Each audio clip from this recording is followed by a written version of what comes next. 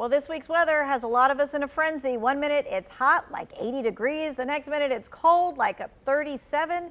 You might be sitting in front of your thermostat right now wondering just what to adjust the temperature to. Some may even be dealing with HVAC issues with the weather changes.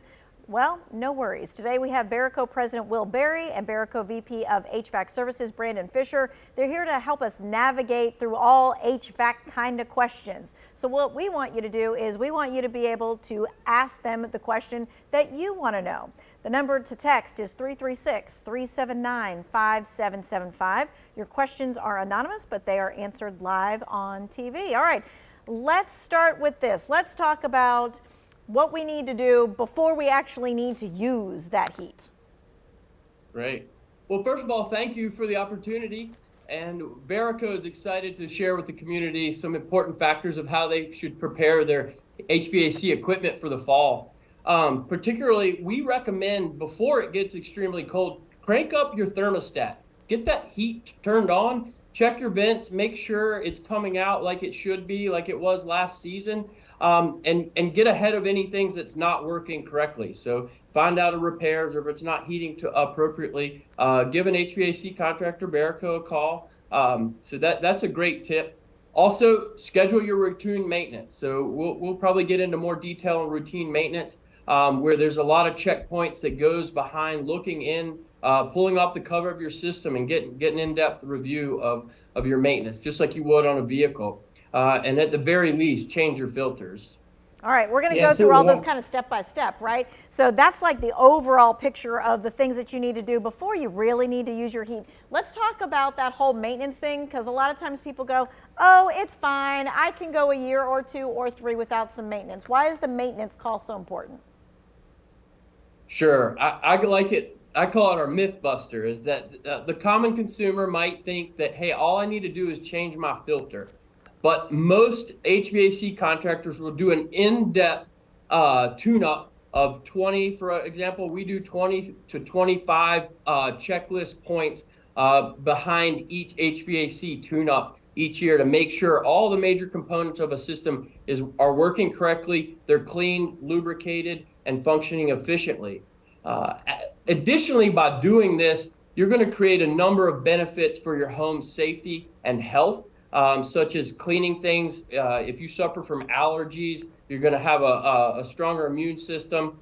Get rid of coronaviruses with various filtration devices that could be added to your system. And our technicians particularly check safety components, make sure you're not at risk in any area of your home. Yeah, because none of us actually. Plenty more benefits. Yeah, none of us actually look at the coils and that kind of stuff, right? Exactly. We don't. Hey, Brandon, what's going on like with air filters? So many people are like, I'm sure the air filter is fine, just being changed once a year. Why is that not the case? Well, one of the biggest causes for breakdowns is airflow. And if the system is not able to properly breathe, then you'll notice that the system is not going to run properly. It's kind of like your car. You know, if you're driving down the road and a bag flies up and catches in front of you on your radiator, you'll start to notice that your car starts to run hot. Same thing with the air conditioning system. So we want to make sure that filter is at least checked every 30 days. Every house is different, but I would recommend checking it every 30 days and most definitely making sure that we're replacing it as needed. And if you have a pet, I'm sure you probably need to replace it a little bit more often than what you think. Yes, ma'am. Absolutely. You know, that's why we want to make sure that we check it. A lot of filters will say 30, 60, 90 days. But, you know, routinely, just check it. You know, like I said, every house is different, but just make sure that we're checking it to make sure that we're getting the adequate amount of airflow across that filter. Okay, and let me do a follow-up question with that. Some people say that they take their thing down and they like vacuum it. Can you do that, or should you just get a whole new air filter?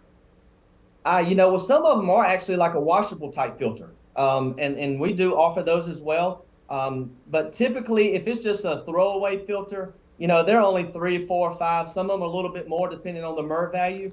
But typically, just toss it. You know, get rid of any of those particulates, the dust, you know, stuff that's in the filter. Just get rid of it and buy a new one. All right, next up, we're going to talk vents, because so many people will say, you know what, I'm going to shut off this vent because we don't ever go in that room and I don't need to heat that room. So, Will, should we be shutting off the vents in parts of the house?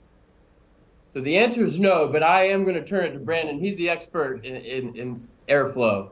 So honestly, I would say, we see a lot of homes that do actually have, whether it's an object, a piece of furniture, a room that's not being used at all, homeowners would just turn the vents off.